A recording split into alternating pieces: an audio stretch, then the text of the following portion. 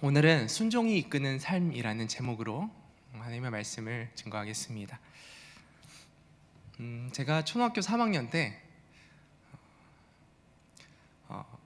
이제 작은 교회를 다니다가 이제 어떤 상황이 생겨서 본인과 함께 좀 다른 교회로 옮기게 되었습니다. 그 교회에서 이제 적응을 해야 되는데 이전에 있었던 교회에서 너무 많은 사랑을 받았던 거예요. 초등학교 3학년이었지만 이제 저희 위에 누님이 계셨어요. 그래서 그 누님의 친구들과 또 이제 그곳 안에서 이제 자라면서 알게 된 사람들이 참 많은 사랑들을 해주었습니다. 그러다가 이제 초등학교 3학년 때 이제 교회를 옮기게 되니까 그곳에서 적응하는 게 쉽지가 않은 거예요. 다 낯선 사람들이고 마침 누나가 이제 교회를 옮기면서 자기 친구 교회로 본인만 그쪽으로 이동을 한 거예요. 그래서 혼자 거기에서 살아남아야 되는 이제 상황이었습니다. 그렇게 적응을 하는데 제 기억에 쉽지 않았던 것 같고 제가 집에 돌아갈 때마다 저는 기억이 안 나지만 어머니가 이런 말씀하시더라고요. 너가 집에 돌아올 때마다 그 전에 교회로 돌아가고 싶다고 많이 울었다고 하는 거예요. 그래서 내가 그만큼 초등학교 3학년 때 힘이 들었구나 라는 생각을 이제 청년이 되어서 좀 더 알게 되었어요. 제가 기억에 남은 것 중에 하나는 어느 날 제가 교회를 이제 가서 예배를 드리고 이제 집에 가려는데 그날따라 몸이 많이 아픈 거예요. 그래서 몸에 열도 나고 좀 몸살 감기 기운이 있었는데 아프면 집에 가야 되는데 괜히 제 안에 제가 아픈 것을 누군가가 알아줬으면 하는 마음이 생기는 거예요. 그래서 집에 가지 않고 교회의 가장 큰 로비, 이제 사람들이 가장 많이 다니는 그 로비에 앉아서 최대한 아픈 척을 하고 그 자리에 앉아 있었어요. 누가 다가와서 너 아프니? 이렇게 말을 걸어주기를 제가 바랬던 거죠. 그렇게 이제 관심을 바라면서 앉아서 30분, 1시간 이렇게 지났는데 아무도 말을 걸어주지 않는 거예요. 1시간 반, 2시간 정도 지났을까요? 제가 지쳐서 이제 못 하겠는 거죠. 그래서 이제 관심 받지 못한 그 마음을 안고 좀 터덜터덜 집으로 갔던 기억이 있습니다. 감사하게도 이제 그 이후에는 제가 찬양하는 걸 좋아해서 어떻게 성가대에 들어가게 됐고 성가대에서 하나 둘 이렇게 친구들 사귀면서 교회에 적응을 하게 되었어요. 그리고 이후에 이제 잘 적응하다가 뭐 임원도 하면서 이제 교회에 정착을 하게 되었는데 교회에 정착하면서 이제 임원이 되고 나니까 그리고 리더가 되고 나니까 그때 기억이 제 안에 좀 남아 있어서 그런지 소외되고 좀 외로운 친구들이 눈에 잘 보이더라고요. 그래서 내가 그 친구들에게 좋은 친구가 되어줘야겠다, 좋은 형이 되어줘야겠다, 좋은 오빠가 되어줘야겠다라는 생각을 그때부터 좀 하게 된 것 같아요. 제가 결혼한 이후에는 20대에 제가 일찍 결혼했거든요. 25에 결혼을 했는데 결혼을 하고 이제 청년들이 참 저희 집에 많이 찾아왔어요. 아이들을 이제 청년들과 또 청소년들을 이렇게 다음 세대 사역을 이제 하다 보니까 그 영혼들이 이렇게 눈에 들어오는 거예요. 그리고 그 아이들의 소외된 그 감정, 외로운 감정들이 제 눈에 이렇게 들어오니까 우리 집에 한번 와라. 그래서 우리랑 같이 밥도 먹고 좋은 시간들을 한번 보내보자. 기도도 해줄게. 이렇게 하면 이 친구가 이제 마음 열고 저희 집에 오는 거예요.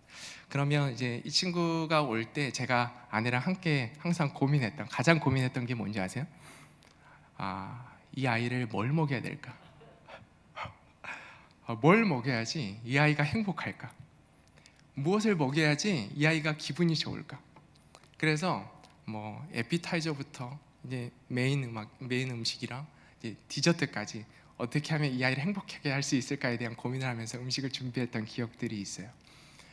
그렇게 아이가 와서 이제 잘 먹고 배부르게 그 시간들을 누리면서 마음이 활짝 열립니다. 입이 열리면 마음이 활짝 열리잖아요. 마음이 열린 상황에서 본인이 힘들었던 것들을 다 이렇게 쏟아냅니다. 그런 이야기를 듣고 하나님 안에서 함께 기도해주고 떠오르는 말씀들을 좀 나눠주고 같이 위로하고 격려하고 또 회복게 되어서 이제 돌아갔던 기억들을 제가 가지고 있습니다.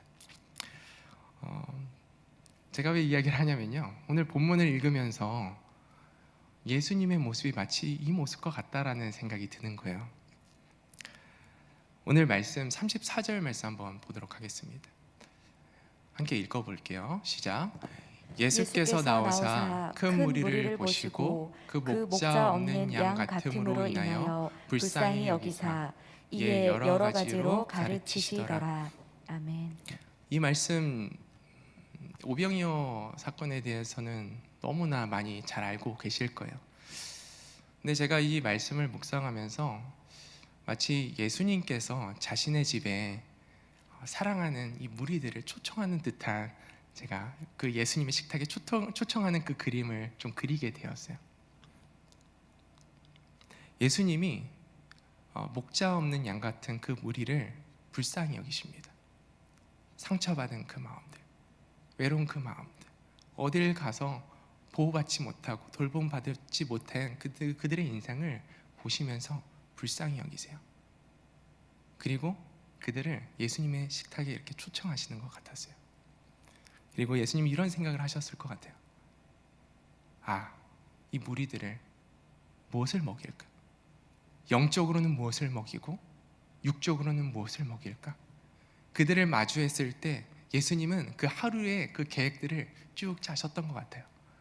마치 제가 그 사랑하는 아이들을 긍휼히 여기는 마음으로 집에 불렀을 때 그 하루를 계획했던 것처럼 예수님도 그 긍휼한 그 마음으로 사랑하는 무리들을 보시고 그러한 계획들을 하셨던 것 같아요. 그래서 오늘 말씀처럼 여러 가지로 영적인 그 음식들을 먼저 먹이신 것이죠. 여러 가지로 말씀을 가르치십니다. 날이 저물 때까지 긴 시간을 그들에게 필요한 영적인 양식을 계속적으로 먹이십니다. 그리고 날이 저물어서 이제 배가 고플 그 시점에 이미 예수님께서 그 사항을 계획하셨던 것처럼 제자들에게 그 식탁을 함께 준비하기를 권하십니다. 어떻게 양식을 준비하셨죠? 잘 아시죠? 38절 말씀 함께 보도록 하겠습니다. 앞부분에 이렇게 기록되어 있습니다. 이르시되 너희에게 떡 몇 개가 있는지 가서 보라. 떡 몇 개가 있는지 가서 보라. 제자들에게 예수님께서 가서 보라고 말씀하십니다. 다시 말하면 예수님은 제자들에게 사람들에게 물어보기를 원하시는 거예요. 그래서 제자들은 가서 물어봤을 것입니다. 떡 있으신 분, 먹을 것이 있으신 분, 예수님께서 찾으십니다. 손 좀 들어주세요. 그런데 놀랍게도 반응한 사람이 한 사람밖에 없었어요. 다음 말씀 한번 볼까요? 이게 병행구절에 있는 말씀인데요. 요한복음 6장 9절 말씀입니다. 이 오병이어의 기적은요, 그 사복음서에 다 같이 들어 있어요. 그래서 그만큼 예수님께서 의미를 두고 있는 말씀이다라는 생각이 듭니다. 요한복음 6장 9절에 마가복음 오늘 읽었던 본문에는 없는 기록들이 있는데요. 여기에 한 아이가 있어 보리떡 5개와 물고기 2마리를 가지고 있나이다. 아무도 예수님이 요청하신 그 질문에 반응하지 않는데 한 아이가 그 정적을 깨고 일어나서 저에게 물고기 2마리와 떡 5개가 있습니다 하고 가지고 나오는 거예요. 여기서 좀 생각해 볼 수 있는 질문이 있는 것 같습니다. 과연 이 아이에게만 먹을 것이 있었을까? 마지막 말씀을 보면 그 자리에 있었던 사람이 성인 남자만 5,000명이었다라는 것을 알 수 있죠. 그러면 부녀자, 그 엄마와 딸들까지, 아들까지, 자녀들까지 생각을 하면 약 한 15,000에서 2만 명 정도 그 자리에 있었을 것이라고 이제 많은 학자들이 예상을 하죠. 그런데 그렇게 많은 사람들이 있는데 음식을 가지고 있었던 사람이 어린아이밖에 없었을까요? 왜 그들은 그 누군가는 음식을 가지고 있었을 텐데 왜 그들은 반응하지 못했을까요? 그 이유는 그냥 잠깐 생각해 보면 자신의 것을 희생하기 싫었기 때문이었을 것이라고 생각이 됩니다. 예수님께서 먹을 것을 찾지만 그들이 예상할 수 없잖아요. 내가 이것을 내어드렸을 때 이렇게 많은 사람들이 다 먹게 될 거야. 이런 것들을 상상조차 못했을 것입니다. 그저 예수님께서 먹을 것을 찾으십니다. 떡 있는 분들 찾으십니다 했을 때 내가 지금 가지고 있는 것을 내어놓으면 나는 굶어야 되는 거 아닌가? 당시에 그 사람들이 부유했던 사람들이기다 보다는 가난하고 필접한 사람들이 참으로 많았습니다. 그렇기 때문에 자신이 이 가지고 있는 것을 내어드리면 자신의 그 양식이 없는 사람들이 너무나 많았을 것입니다. 그러니까 자기 희생, 자기 것을 내어드리는 게 쉽지 않았겠죠. 그런데 그 아이는 예수님께 자신의 것을 내어놓습니다. 어떻게 이 아이가 그렇게 내어놓을 수 있었을까요? 순종에는요, 자기 희생이 따릅니다. 반드시 자기 희생이 따릅니다. 쓰고 남는 것을 주는 것이 아니라 자기에게 있는 것, 자기가 손해보는 것, 자기가 가지고 있는 그것을 내어놓는 것을 희생이라고 합니다. 그런데 이 상황에서 이 아이는 어떻게 자기 희생을 할 수 있었을까요? 요한복음 14장 15절 말씀인데요, 너희가 나를 사랑하면 나의 계명을 지키리라. 이 아이는 예수님을 사랑한 것 같아요. 많은 사람들이 예수님을 따랐습니다. 왜 따랐을까? 여러분도 잘 아시겠지만 이 많은 사람들이 예수님을 따랐던 이유는 예수님을 사랑해서 따랐다기보다는 예수님을 사용하기 위해서 따랐습니다.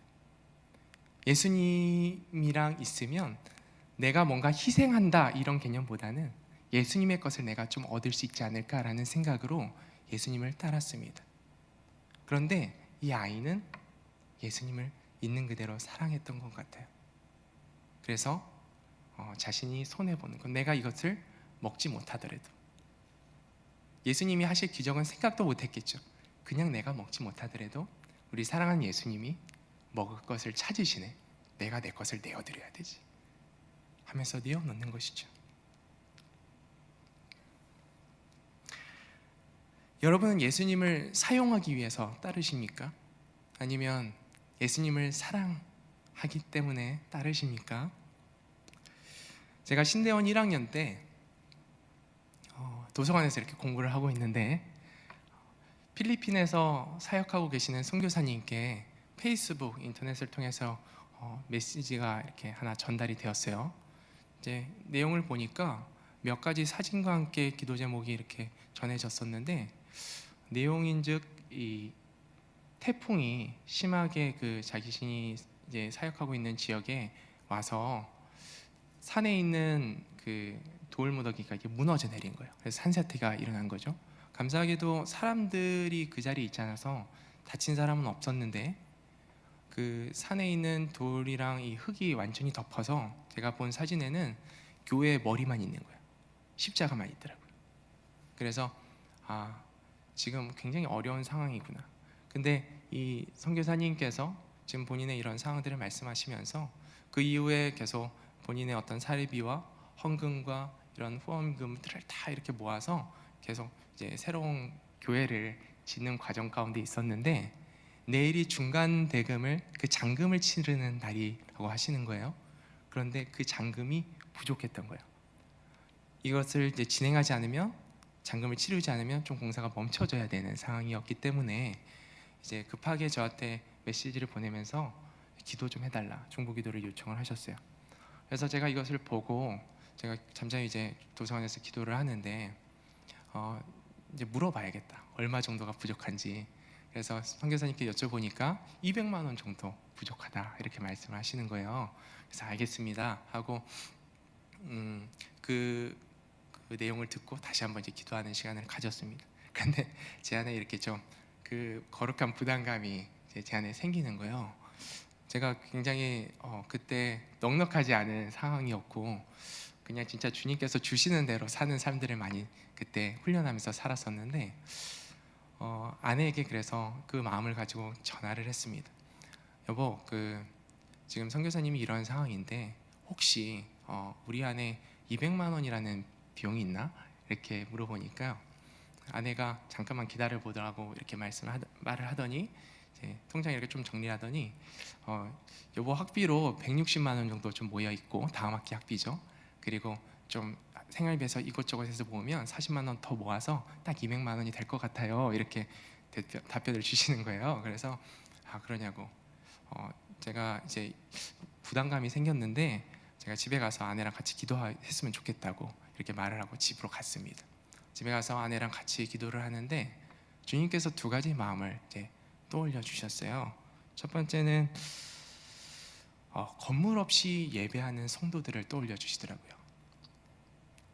이 일이 하나님의 나라를 위해서 내가 지금 당장 학비를 조금씩 모으는 것보다 더 급한 일이구나 라는 좀 긴급한 그 마음들을 제안해 주셨고요. 두 번째는 하나님께서 지금까지 제가 살아오면서 깨닫게 하셨던 그 하나님의 사랑, 우리가 같이 오늘 찬양할 때도 이제 보혈 찬양 계속 했었잖아요. 예수 그리스도의 그 십자가의 사랑, 갚을 수 없는 은혜, 이런 것들을 계속 제 안에 깨닫게 하셔서 내가 이렇게 큰 사랑을 하나님께 받았는데 하나님의 일에 내가 주저할 수 없겠다라는 마음이 들었어요. 그래서 이런 마음들을 아내와 함께 나눴고 아내도 같은 마음이더라고요. 그래서 그날 밤에 송금할 수 있는 계좌를 물어보고 바로 보냈습니다. 저희 장보는 0이 되었는데 굉장히 마음이 평안했어요. 이런 마음까지 들더라고요. 다음 학기에 주께서 학비를 주시지 않으면 시간을 주시는 것이니까 그 시간을 우리가 기쁨으로 잘 사용하면 되지, 이런 마음의 넉넉함도 생기더라고요. 몇 달이 지나서 선교사님께 연락이 왔습니다. 교회가 하나님의 은혜로 잘 지어져서 성도들이 함께 예배하는 모습들을 찍어서 보내주신 거예요. 너무 큰 감동이 되었고 하나님이 하시는 그 역사에 제가 함께 동참할 수 있는 거에 참 큰 은혜가 찾아왔습니다. 그리고 더 큰 은혜는 그 다음 학기부터 졸업할 때까지 하나님께서 두 가지 통로로 장학금을 채워주셔서 학비 걱정하지 않고 졸업할 때까지 마무리를 잘 할 수 있었습니다. 할렐루야. 네. 우리는 하나님을 사랑하기 때문에 순종하는 삶을 살 수 있는 것이죠. 말씀처럼 나의 계명을 지키는 자라야 나를 사랑하는 자다. 그 뒤에 말씀은 나를 사랑하는 자는 나의 계명을 지킬 것이다. 순종하는 삶에는요, 하나님 은혜가 반드시 찾아옵니다. 순종하는 삶을 통해 하나님의 은혜를 경험하는 저와 여러분이 되기를 소망합니다. 마지막으로 말씀을 준비하면서 주님께 질문했던 한 가지 질문이 있었어요. 그것을 좀 나눠드리고 말씀을 마무리하려고 합니다. 하나님, 이 아이가 자신의 것을 아끼지 않고 예수님을 사랑하여서 이렇게 순종했다는 것을 알겠습니다. 그리고 그 자리에 2만 명이나 되는 그 많은 사람들이 같이 배불리 먹는 역사도 일어났죠. 그런데 주님, 이 아이는 순종해서 그 기적을, 그 배불리 먹는 은혜를 경험했는데 다른 사람들은 순종하지 않지 않았습니까? 그렇다면 순종해도 순종하지 않아도 모두가 이렇게 기적을 경험한다면 순종한 이 아이와 순종하지 않았던 이 사람들과의, 다른 사람들과의 차이는 무엇입니까? 라고 이제 말씀을 준비해서 좀 질문을 해보았어요. 근데 제 안에 이제 주시는 깨달음이 두 가지가 있었습니다.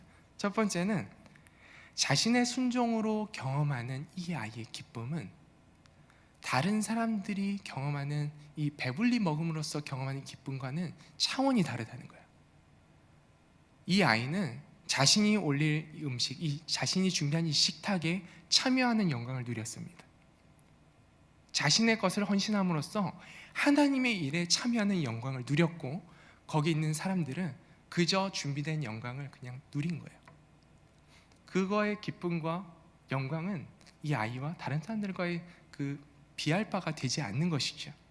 또 하나는 순종이 없는 삶은 그 기적의 자리를 벗어나면 더 이상 그 기적을, 하나님의 은혜를 경험할 수 없다라는 거예요. 이 어린아이와 같이 하나님의 말씀에 귀 기울이고 자신의 것을 아끼지 않고 기꺼이 사랑함으로 희생하는 자만이 언제든지 하나님의 은혜를 경험하는 그 자리에 나아갈 수 있고, 그런 하나님의 은혜를 경험할 수 있는 삶을 살 수 있다라는 것입니다. 여러분, 하나님 말씀에 순종할 준비가 되어 계십니까? 하나님을 사랑함으로 자신의 것을 아끼지 않고 드릴 준비가 되어 계십니까? 그 사랑하는 마음이 나의 힘으로 생기는 것은 아닌 것 같아요. 하나님께서 그 사랑하는 마음을 깨닫게 하시고 또 채워주시고 그 마음으로 인해서 주님께 온전히 순종함으로 반응하는 우리의 삶이 되기를 주님의 이름으로 축복합니다.